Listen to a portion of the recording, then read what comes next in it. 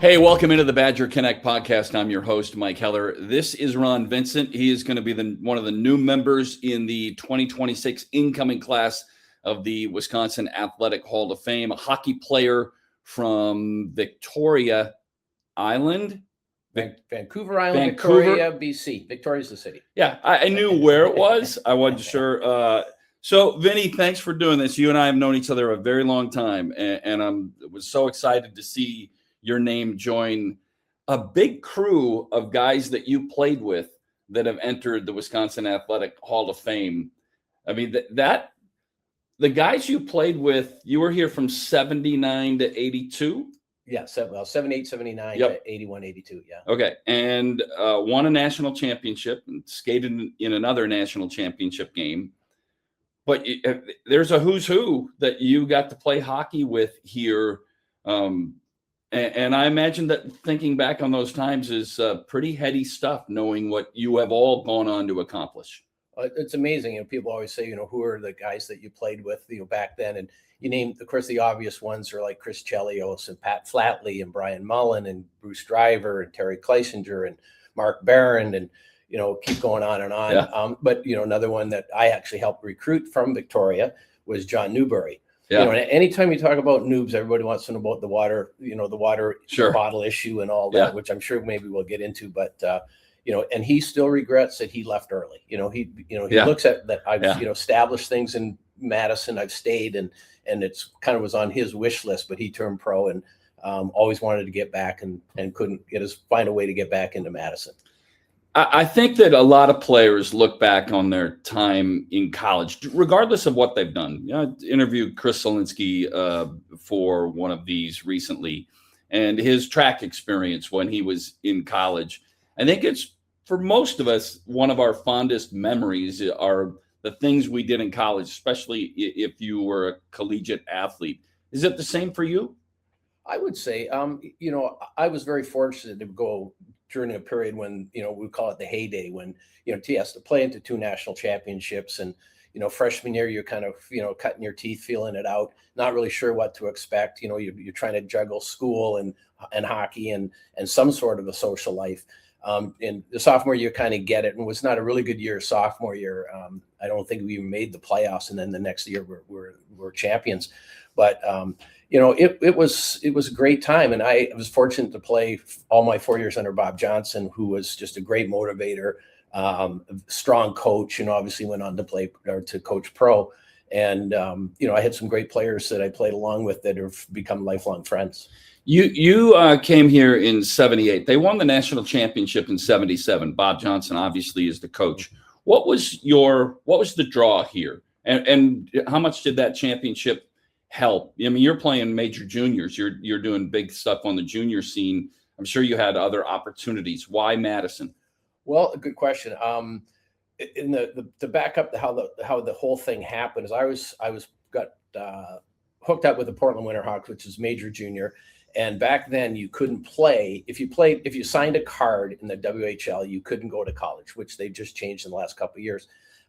So I knew college was going to be for me. I wasn't going to be an awesome pro or anything. So Portland agreed to put me on their minor league card, which was in Bellingham, Washington. Went and finished out the year there, and then went back to Portland for playoffs, which they never dressed me after that. But Grant Stanbrook had contacted me, and he said, "Listen, I only have 2 scholarships.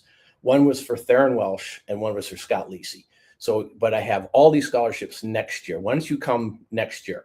And I go, "Well, okay, so I got to play junior." But he says, "Don't play major junior, play in the BC league." And Bellingham was part of that BC. I did not want to go back to Bellingham. So one of my neighbor kids was playing for Penticton. And he says, so I'm seeing him here in the summer. I go, "I really don't want to go back. I want to go to," he goes, "Tell you what, we'll trade. I'll talk to my coach. We'll trade for you." I go, "Great." So this is a funny story. And so, they make a trade, Penticton, and they send 5 players to Bellingham, and then me to Penticton, 5 for 1 deal, right? One of those players was Glenn Anderson, Hall of Fame, scored 70 goals in the NHL. So I run into him in New York playing in this 3-on-3 tournament, and with Graham Fraser, who owns Penticton. He also owned all the Ironman events. And I tell him the story. He goes, "Well, you got to tell Glenn." And I go, that's Glenn Anderson. I can't tell him. Yeah. So after a couple of beers, I finally go over. Hey, Glenn, do you remember this back in 1977? You got traded to Bellingham. And he goes, that's right. I goes, it was a 5-for-1 deal. That's right. And I was the one. So you like that? Yeah. So, but I had a great year. I mean, I had 176 points in 66 games, and I had all the scholarships you can imagine. But Wisconsin was the first one to contact me. I really liked Grant Stambrook. And of course, he shows up with his championship rings. He's got a 73, a 77. Yeah. I go, and a bunch of my players from Penticton went to North Dakota, and they always say, why didn't you go to North Dakota? And I go, well, I'd have to live there. Yeah, right. I said that to Gino Gasparino. I'd have to live there. And he goes, well, yeah, I ain't coming. Yeah. So Wisconsin was on the radar early. And, what's really impressed me is back then, Bob Johnson actually came out to Penticton and signed me. The day of signing, he showed up with a contract because I think he didn't want to lose me. And I was destined for Wisconsin. So, you have a sense of the history here in what Badger Bob did. And then you got to play alongside of Mark. And the things he's done with women's hockey. Let's first start with Bob. Why was he the right fit for you? Not just the university, but why Badger Bob? What was it? And you mentioned Grant Stambrook. And by the way, in that era, and anybody that follows Wisconsin hockey knows how crucial Grant Stambrook was on the recruiting trail. He was that guy. But let's talk about Badger Bob and what he meant to you and what it was like to play for him. Well, I'd only met him twice before. Well, actually once before I signed. And like I said, he came back the day of signing and signed me. So that was only the second time I had met him. I guess my third is I did take a recruiting trip from Penticton down to Madison, which ironically was in a snowstorm. Could not even get into Madison because they closed the airport. So I ended up having to stay in Minneapolis that night. And I was with Kerry Eads, and again, maybe we'll get into the water bottle issue, but that's Kerry Eads. We will. He recruited, he was recruited with me. And another funny story is that, we're 18 years old. Drinking age is 18 in Minnesota. Yes. It's 19 in British Columbia. And we had a $20 voucher from Northwest Airlines. And we're thinking, okay, we're staying at the hotel downtown Minneapolis. Let's go find a bar. And we get in the elevator, we get to the lobby, and the door opens up. And there's Grant Stambrook, ironically. And he goes, hey, boys, where are you going? Nowhere, coach. Checking out the lobby. Yeah, I'm going to the Edina East, Edina West high school game. You want to go? Sure. So off we go. But so I fly in the next day, and it's, you know what it's like in the Isthmus when there's so much snow, the cars are packed in. And it's a West Coast kid. I've never seen snow like that. And I go, ooh. If I do 4 years, I'm out of here, right? 40 years later, I'm still here. But Bob was just, you could tell the enthusiasm. You could tell that he really kind of wanted me. So I felt that I had a home. Met Mark when I was on my recruiting trip, as long as, some of the other upperclassmen. And just the nitty gritty was the place to go. Yeah. And we just had a good time. And I go, I think I'll like it here. You talked about in one of the pieces that they put together for the Hall of Fame induction, you talked about that freshman group when you're a freshman, and I think there were 11 of you. Sounds and right, maybe and you're all in the dorms, the way it works. Yeah. And maybe a little disconnect from the upperclassmen. You said you've always kind of been a gatherer. You kind of took a little bit of that under your wing to make sure that you guys were together, and that led to you being later a captain, and that camaraderie. A team coming together means a ton. From what you do off the ice to what you do, it translates on the ice. Is that a fair way to look at it? Absolutely. Yeah. I mean, we're kind of, one oar in the water going around in circles, and the upperclassmen really didn't include us in a lot of stuff. And when you have 10, 11 players all living within, a dorm away. So we had, Jay McFarland and Mike Blaisdell and, Randy Keller. And I mean, all these guys, Kenny Kurlick. And so we kind of hung around.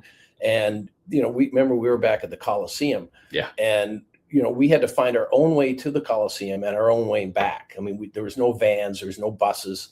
And so, we hooked up wherever we could. And we always had them drop us at which was then called the Checkerboard Tavern, which is now the Big Ten Pub, because it was really close. Yeah. You could go in there, get a burger, watch, and of course they did the replay, watch the game on the game replayed, and then walk back to the dorms. And that was a typical Friday night. Nobody was out late or anything.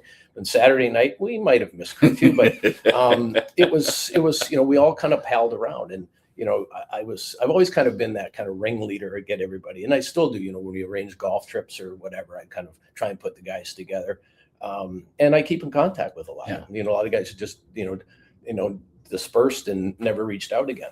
Did you recognize you were an extraordinary talent, and you most of your production here, much of your production was in the assist world. Maybe less of a goal scorer here than you had been, more of a playmaker. But did you recognize the talent that you played with and what they were going to do, whether that's Mark or Chris Chelios or others, what they might do at the next level? Yeah, you can recognize talent, but it's a matter of the desire and the work ethic. And there were guys that didn't have quite the talent that some others did, that had no work ethic. And quite frankly, you could talk about John Newberry like that. I've never played with a guy. They always say, I play with some pretty good guys that played in the NHL from Portland or Penticton, but he had so much talent and he was big and strong, but a little lacking on the work ethic. And, he would just, but he was all natural talent. Yeah. And, I was fortunate to play with him. And all I got to do is I would say to him, Noobs, just go to the net. I'll find you. Yeah. And he could put the puck away. But my freshman year, I got hooked up with Mark Johnson and Les Grauer, two really good players. And, it was kind of lucky for me that I can't remember who it was. Somebody got hurt that was on the right wing. And so they put me in.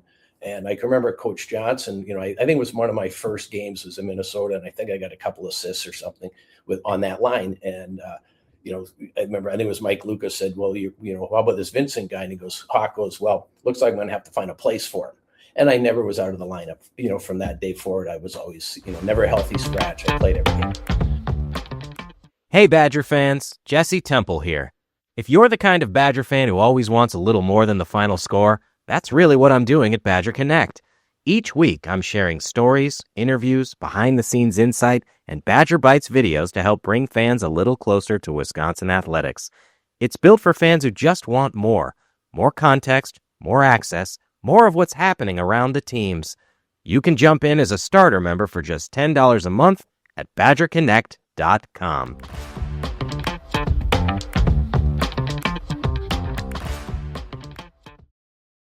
The WCHA, and now it's switched. Obviously, now it is Big Ten hockey. But those rivalries, which is where I'm going to go with a water bottle game, but Minnesota, North Dakota in particular, that rivalry between the three schools, because Minnesota, North Dakota is a hell of a rivalry, always was. But your rivalry with Minnesota and North Dakota were special.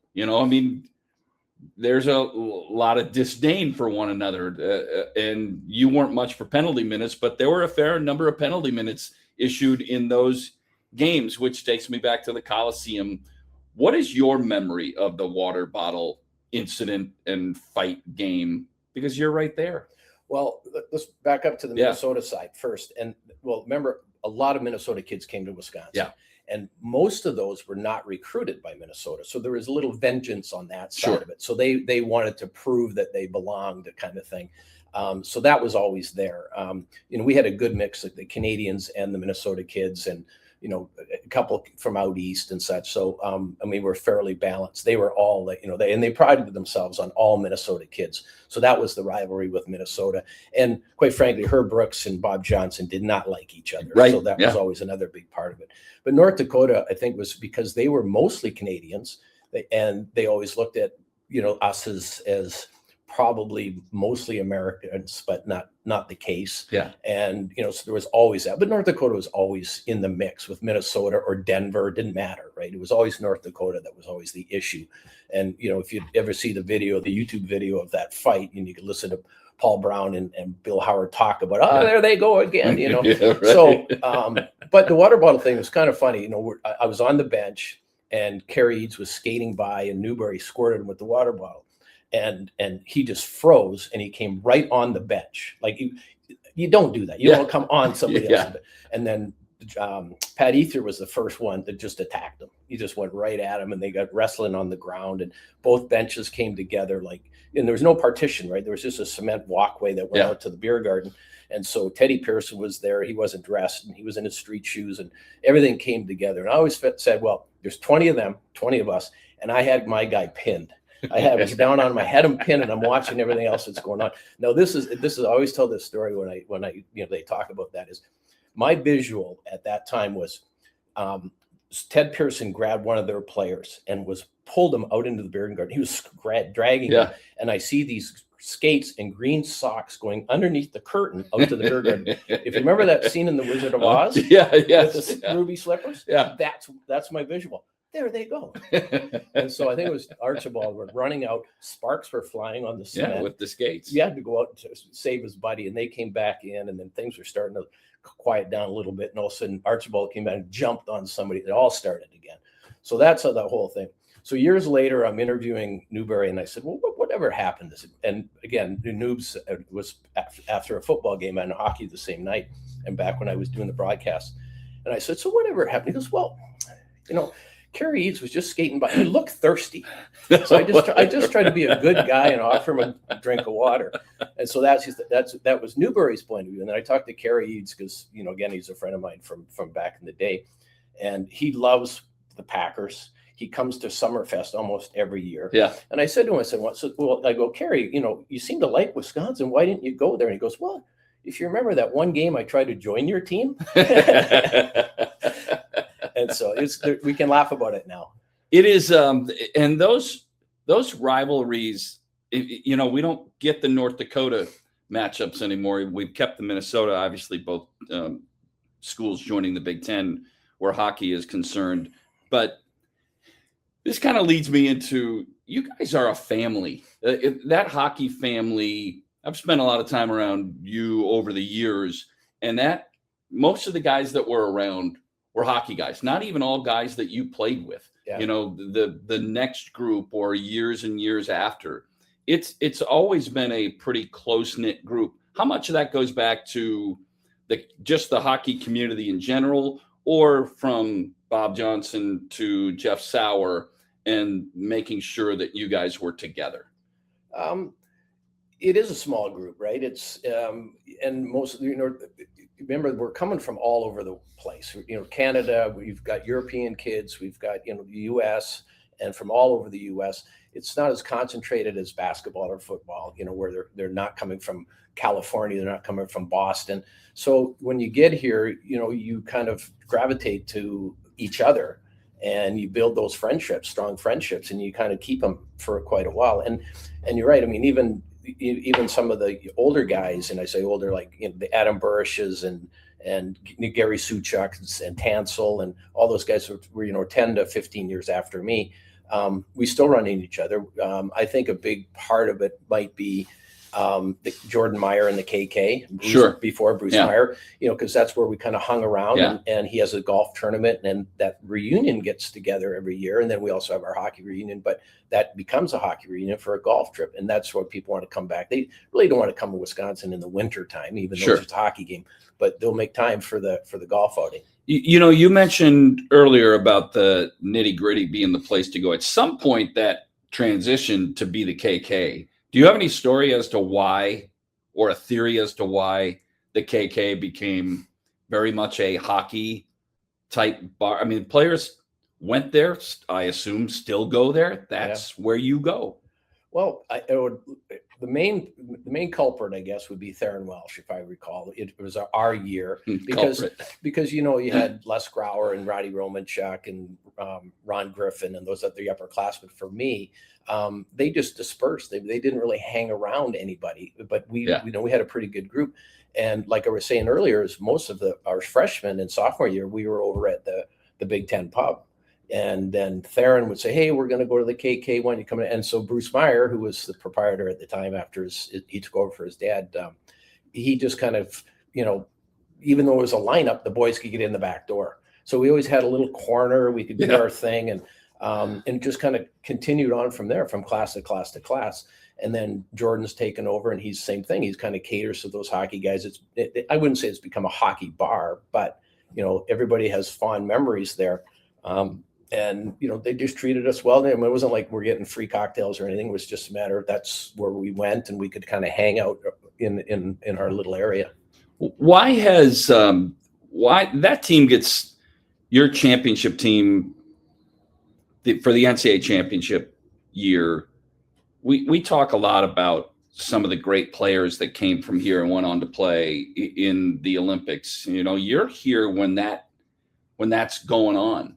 What is your memory of 1980? You're a Canadian, but you're here, and a couple of your teammates are starring on the Miracle team with Bob Suter and Mark Johnson. Yeah.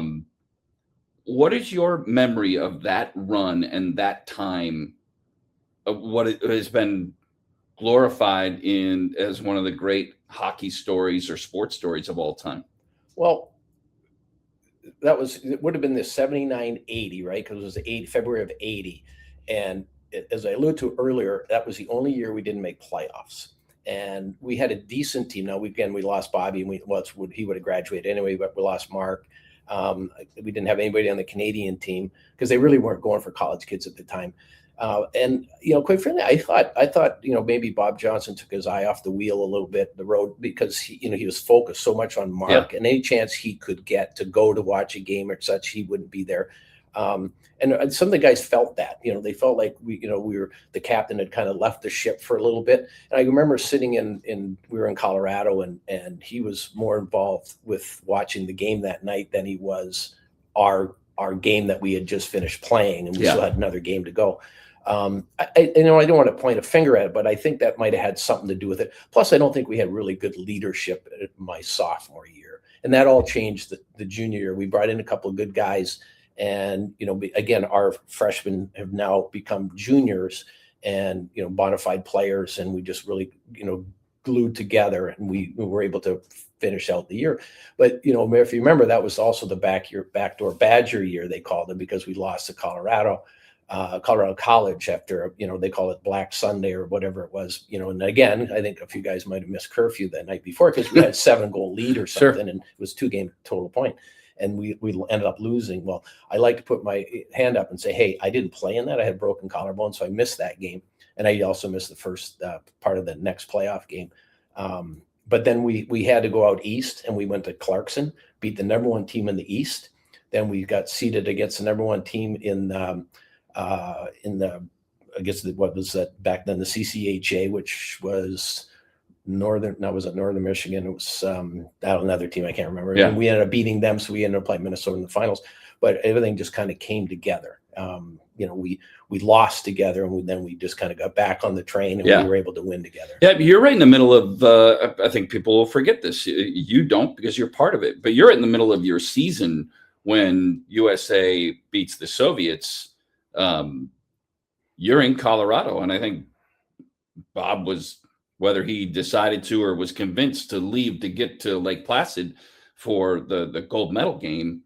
But did you guys celebrate? Was that again, you're Canadian, but their teammates, was it a celebratory thing? Was it unbelievable? It's glorified now. I don't know what it was in the moment for you guys who were kind of running through your own campaign, but with a couple of teammates that were going to be glorified forever. Yeah. Well, even some of the other guys that I would have played against that were on that team, all the Broughtons and they were all somebody that you knew.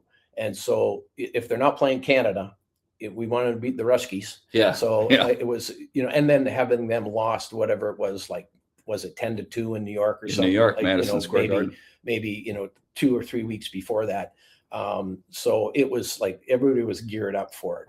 And when they were able to, keep, when Mark scores that goal at the end of the period and everybody goes, wow, then you believe, like, this is third period is going to be something else. Everybody was glued to it and very, very happy for him. And, and there couldn't have been a better ambassador than Mark Johnson. I mean, he's still to this day will go out of his way to accommodate anybody that wants to talk to him. Yeah. What has this game done for you? And even your time at the University of Wisconsin, you never left. I mean, Yeah.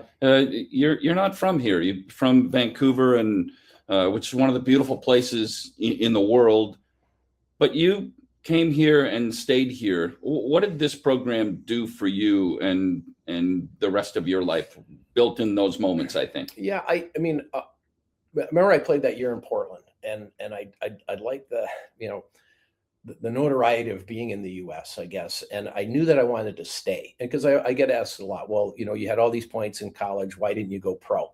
And I go, well, I had an option. I mean, it was my draft year, they were drafting at 19. And my draft year at 19, they dropped it to 18. So now you've got all these 18-year-olds and 19-year-olds. Hence, I'd never got expected to get drafted, or I shouldn't say that, but I didn't get drafted. And I thought, well, okay, well, we're just going to, you know, go whatever. And Bob Johnson wanted me to come to Calgary for a tryout. I had an offer to go to St. Louis for a tryout, but it was a tryout. And I had a job offer right out of college. Now I got to make that decision. And I said to the guy, well, I'm Canadian. My visa expires 60 days from when I graduate. He goes, no problem. I'll hire an immigration attorney, again, legally. And we went through that path. And I did get my green card and was able to stay. And because I knew I wanted to stay and work. But what really grabbed me to Madison, if going back to when I said, you know, I came here on a recruiting trip, I saw the snow and I said, 4 years, I'm out. Right. Is back then we had this program called the Badger Buddy program. Yeah. And Jim Heineke, who was an ex-football player, was my Badger Buddy. And so I could go to his place, not every Sunday, but he'd invite us over for a steak dinner and sit and watch a game or whatever to get out of the dorms. And so you kind of gravitated to, well, I really like this community. And he introduced me to, you know, industry people like, you know, Bob Berge was the president of the bank, Madison Bank, Jay Smith, who's, you know, big businessman here in town, and Kent Johnson, and, you know, all these people that were businessmen here in town. And Bill Merrick was the one I ended up going to work for, and Bob Johnson, the paper Bob, you know, sold paper packaging. I live with his son, Johnny. So I got a feel for the community, and I go, you know, this is nice. And if you're going to raise a family, you know, come here. And whether I led to something else or not, I go, well, I'm going to base myself here. And so that was the big decision of, do I try and make it pro? And if I don't make it, then I'm back in Canada trying to figure out how to get back, or do I take the sure thing, which is what I did. And, you know, I loved it. Yeah. If you're listening to this show, you're exactly the type of Wisconsin fan that Badger Connect was built for. It simply allows the Wisconsin sports fan to get closer to the program that you love and directly support the program of your choosing. Your membership goes to the sport that you choose, which benefits the student athlete, and it rewards you for your Badger fandom. Members get exclusive content, great prize giveaways, and behind-the-scenes access that you just simply won't get anywhere else. If you want to be part of the giveaways and the access, pro memberships start at $35 a month, with elite options available for even more access. If you want to support Wisconsin athletics and be part of the programs that you love, you can go to badgerconnect.com and join today.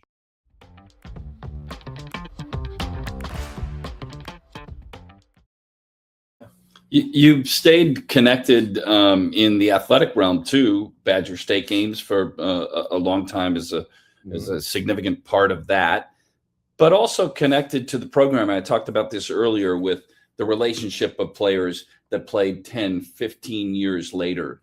What have you seen from the program now, and how important is the lineage of who have, you know, former players and Mike Eves and Tony Granato, who were in charge, but now Mike Hastings, who didn't have a Wisconsin connection, but seems very Wisconsin driven.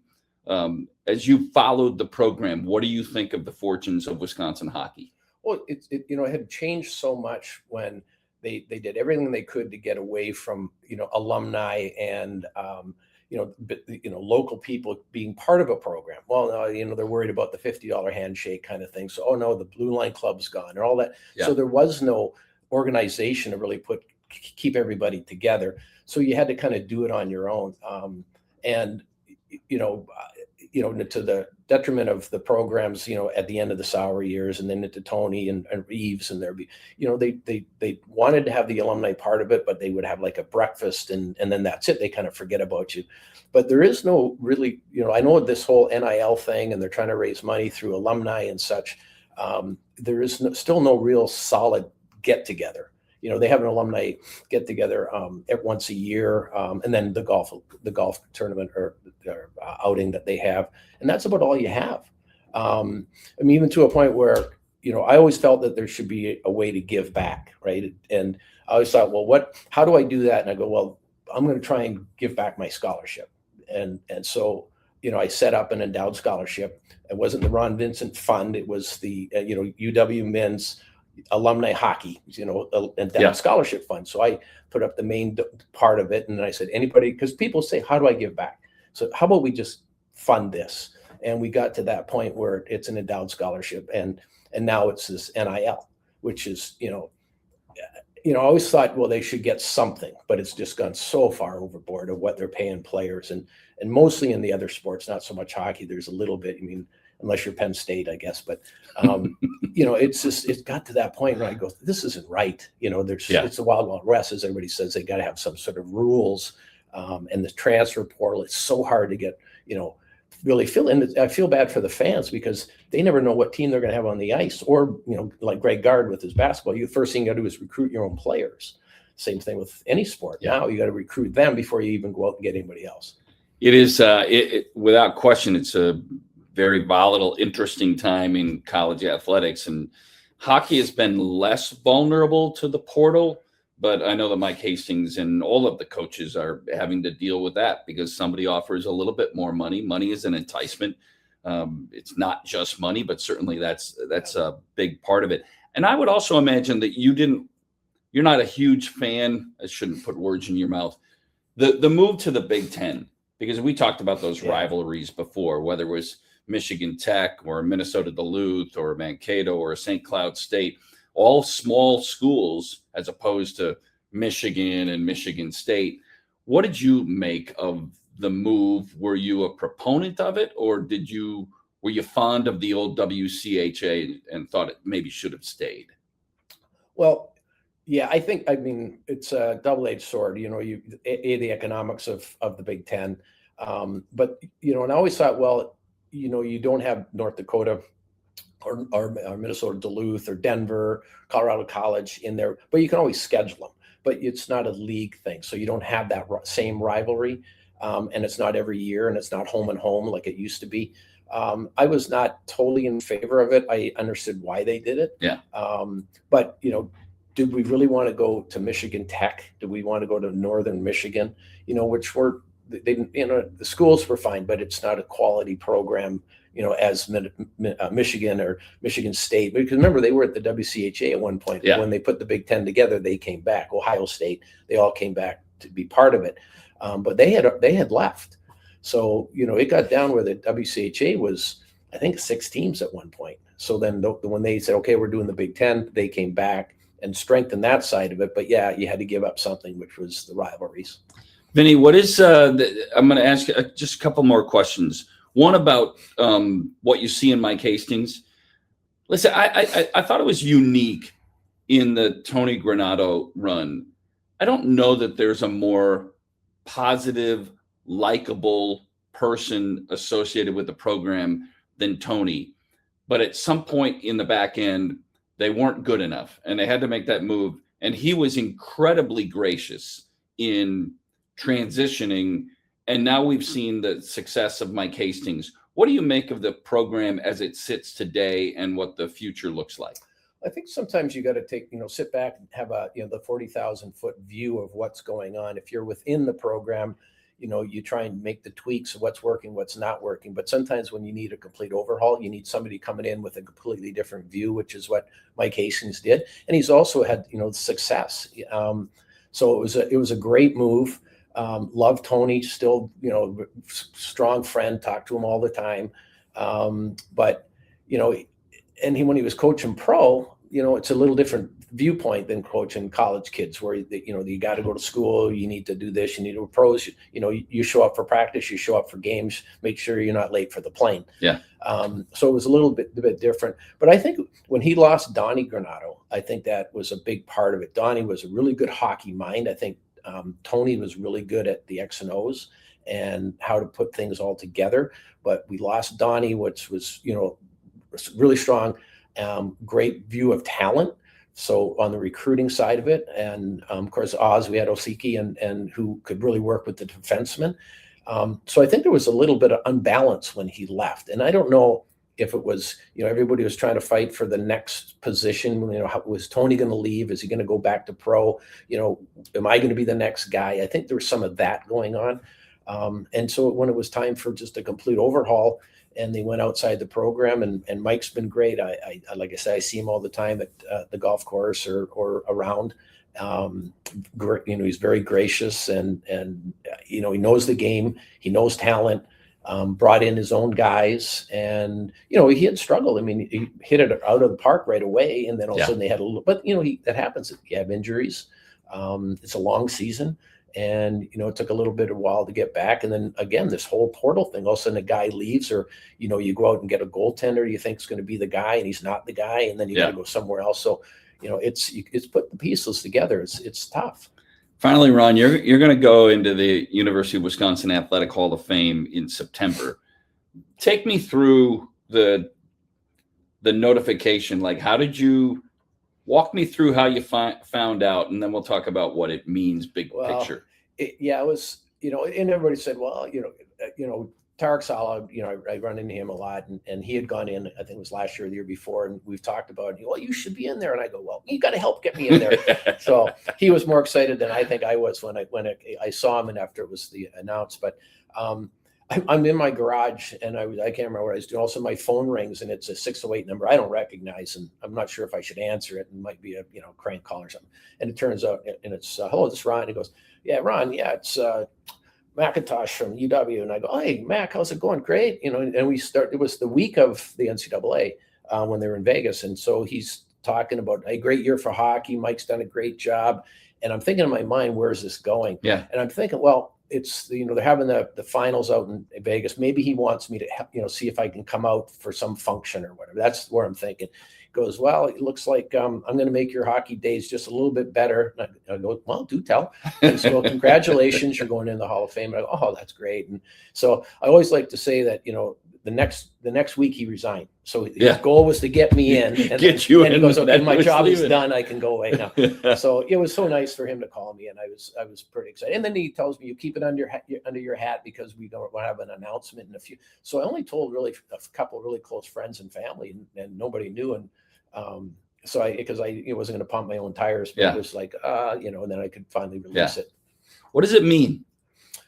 I think it's a recognition of your time, your dedication. I mean, I had the stats, that I felt was good. I think I did everything right. I kept my nose clean, but I was also supported the program, and I've always felt that it's supposed to be what you did within the program, like at your years at the university, not that I was a great or anybody was a pro. Because it's not supposed to come in from what you did in college, but it's always in the back. Okay, so-and-so won a Stanley Cup or whatever. And so I always felt that maybe I have the stats, but, we'll just wait. But it's been 40-something years.